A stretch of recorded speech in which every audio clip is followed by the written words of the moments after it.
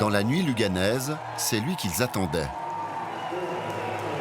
Un DJ d'un genre un peu particulier. Un homme qui a décidé de dédier sa vie à Dieu.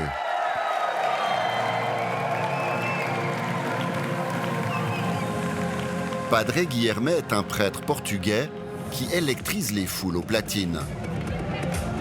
Ce soir, c'est lui qui clôture l'édition suisse des Journées de la Jeunesse. Il a fait du DJing un outil d'évangélisation. L'église peut être partout, parce que l'église est là où sont les gens. Elle doit être là où sont les gens. Je suis prêtre, pas seulement à l'intérieur de mon église, mais aussi à l'extérieur. Je suis aussi bien prêtre à 6 h le matin qu'à 6 h du soir. Le prêtre est une star des réseaux sociaux. Plus d'1 million d'abonnés sur TikTok. Il s'est fait connaître pour avoir réveillé à l'aube une foule gigantesque lors des Journées mondiales de la jeunesse de 2023 à Lisbonne. Au Tessin, la magie opère jusqu'à faire danser Alain de Rémy, l'évêque auxiliaire du diocèse de Lausanne, Genève et Fribourg. En leur temps, les Beatles avaient provoqué la polémique, estimant être plus populaires que le Christ. Padre Guilherme crierait sûrement lui aussi à l'hérésie, même si ce soir-là, ils n'ont Dieu que pour lui.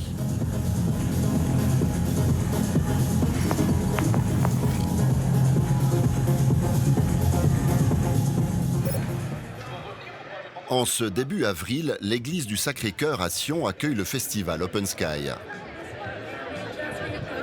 Une rencontre où se mêlent jeunes catholiques, scouts, raclette, et où on se confesse dans d'anciennes télécabines.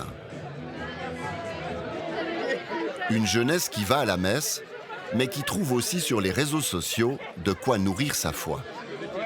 C'est quoi les noms de youtubeurs que vous connaissez? Donc il y a Frère Paul Adrien, il y a un gars qui s'appelle le Cateau de Service. L'élément le plus important du christianisme, c'est la résurrection de Jésus. Le Padre Blog, c'est 3 prêtres qui font des petites prédications chaque semaine. C'est hyper intéressant, ça nous booste dans la foi. La rue, c'est le meilleur endroit pour prier ton chapelet.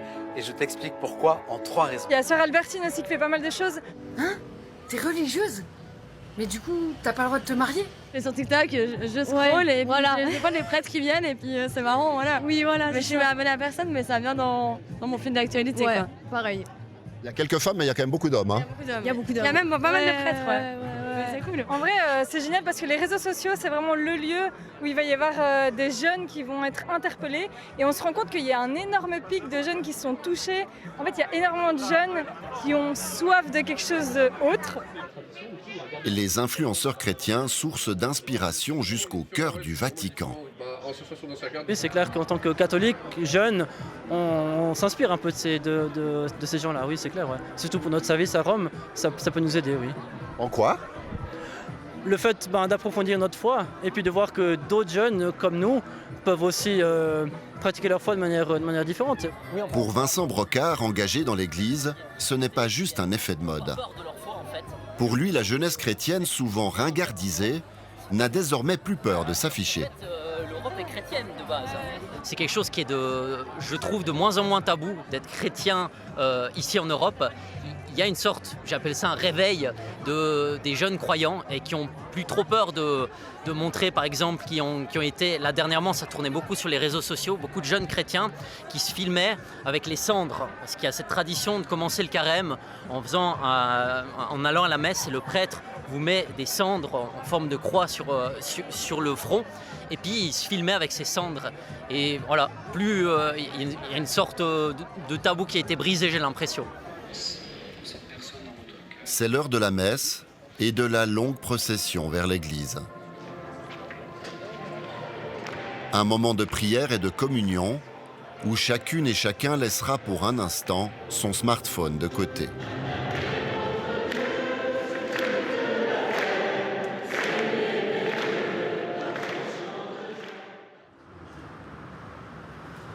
Comme à chaque fois, Benoît Pouzin suit un même rituel.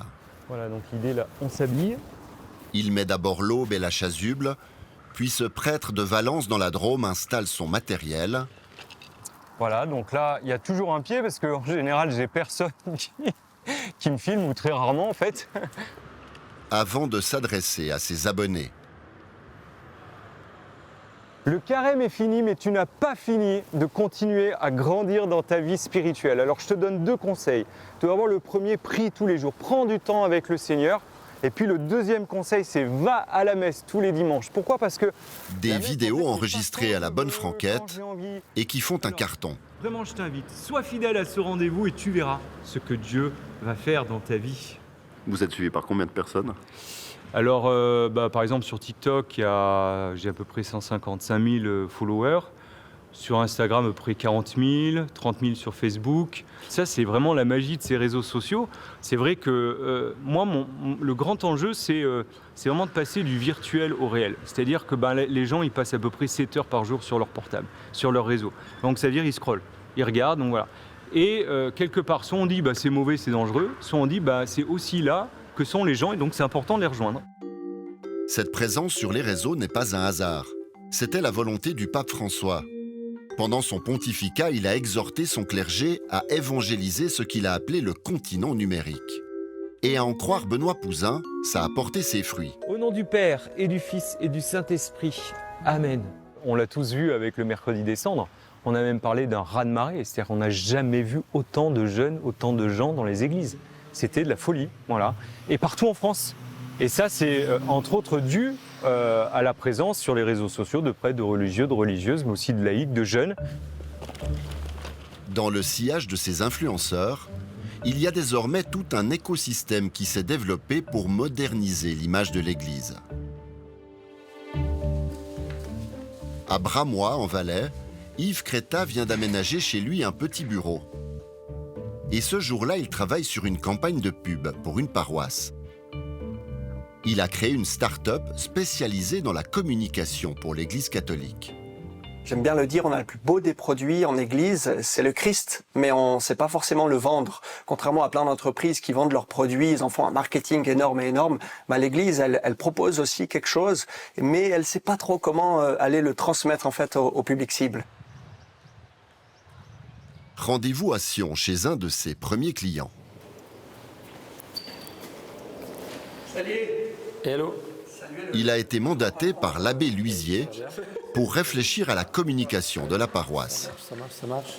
Donc cibler jeune, ce que le jeune a besoin en plus, c'est bien. Il y a de l'anglais, c'est cool. Hein. Ouais. Forever, c'est...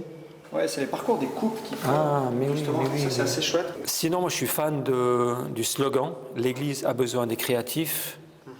Il faut sortir des standards, sortir des choses trop... On aime bien le bon Dieu, mais les bondieuseries, au bout d'un moment, il faut être dans l'air du temps. Pour l'Église, l'enjeu est grand. Il s'agit d'enrayer la constante baisse du nombre de catholiques en Suisse depuis les années 70. On est une bonne vieille institution, hein. On est une bonne vieille grand-maman qui sait faire des excellentes soupes dans les marmites. Mais la grand-maman, il faut qu'elle écoute les petits-enfants et qu'elle se renseigne et qu'elle apprenne des nouvelles générations après elle. Et voilà, donc l'institution, elle est lente, elle a mis du temps à découvrir le charisme de ces réseaux sociaux. L'abbé Luisier voit d'un bon œil l'arrivée des créateurs de contenu, qui n'hésitent plus à parler de sujets qui ont longtemps été tabous dans l'Église catholique. Le retour de la virginité. Ça fait longtemps qu'on n'avait pas fait une vidéo qui parlait de sexe, donc nous allons... Comme frère Paul Adrien, sur l'abstinence avant le mariage. Le mariage, ça a été inventé pour protéger la femme. Aussi, le sexe avant le mariage, c'est la résurgence dans notre société du patriarcat. Et je le dis, et je le pense. La chasteté, c'est du féminisme appliqué. Parfaitement, mesdames. Tu veux mon corps? Moi, je le donne pas comme ça.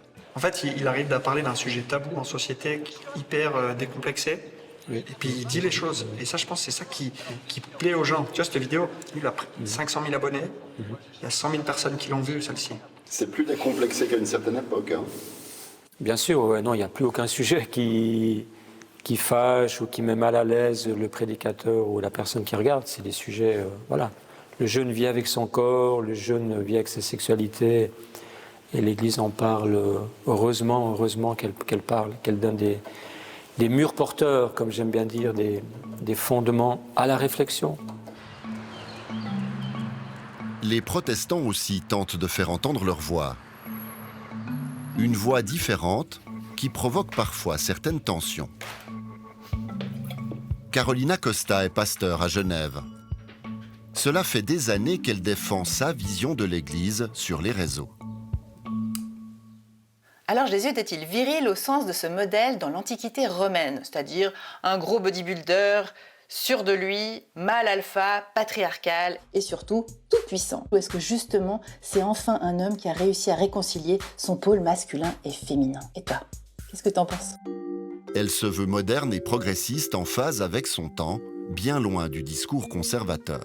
L'homosexualité n'est pas le péché qui est dénoncé dans le récit de Sodome et Gomorrhe, je t'explique pourquoi. Et sur les réseaux sociaux, ceux qui ont le plus d'influence, ce sont des catholiques qui ont beaucoup plus de marqueurs sexistes et patriarcaux sur la foi chrétienne catholique.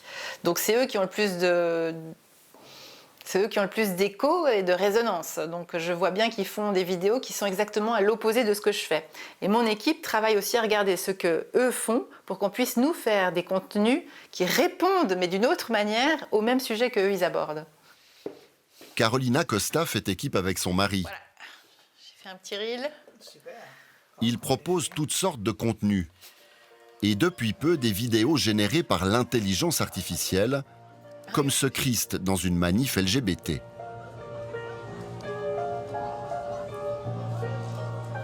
Le genre de vidéo qui provoque souvent de vives réactions. Presque 35 000 vues. Là, par exemple, le premier qui est très visible, c'est un gif qui est Hérésie Detected. Voilà. Après, on va voir ici le pape qui dit « Non, je ne suis pas d'accord. Vous êtes complètement barge, vous blasphémez Dieu. » Voilà, c'est quand même assez typique. Ouvrez une secte queer ou un hôpital psychiatrique, mais ne faites pas dire ce que n'est pas la Bible. Vous ne prêchez pas la parole divine, mais la parole du diable, venant d'une hérétique protestante. Rien ne m'étonne. Et parfois, c'est un calvaire. On a eu une vidéo où on a eu tout d'un coup, sur 1 heure, 1000 commentaires haineux qui sont venus sur notre compte pour commenter la vidéo et qui, bien sûr, ensuite vont nous dénoncer ou nous signaler sur les réseaux sociaux en disant c'est des contenus abusifs, etc. On a dû fermer 2 fois notre compte TikTok à cause de vagues de ces mouvements-là qui se mettent tous ensemble pour venir nous contrer. Donc nous, on est vraiment dans une espèce de lutte, c'est un peu David contre Goliath quand même. Benoît Pouzin subit lui aussi régulièrement des attaques, même s'il évite de parler des sujets qui fâchent sur les réseaux pour ne pas froisser. Le prêtre de Valence voit cela comme un mal nécessaire. Donc quelque part, on peut aussi comprendre qu'il y a des gens qui sont, de toute façon, qui seront toujours en colère contre l'institution, qui seront toujours contre. Jésus, quand il allait à la rencontre des foules, il allait à la rencontre des gens. Si à son époque il y avait eu les réseaux sociaux, je suis sûr qu'il aurait certainement tourné une petite vidéo pour dire bah voilà, si tu veux être mon disciple, viens et suis-moi. Donc nous aussi, on ne doit pas avoir peur d'utiliser tous les moyens qui sont ceux qui nous sont donnés aujourd'hui pour annoncer la bonne nouvelle. Jésus, youtubeur. Yes. Jésus, youtubeur. Yeah.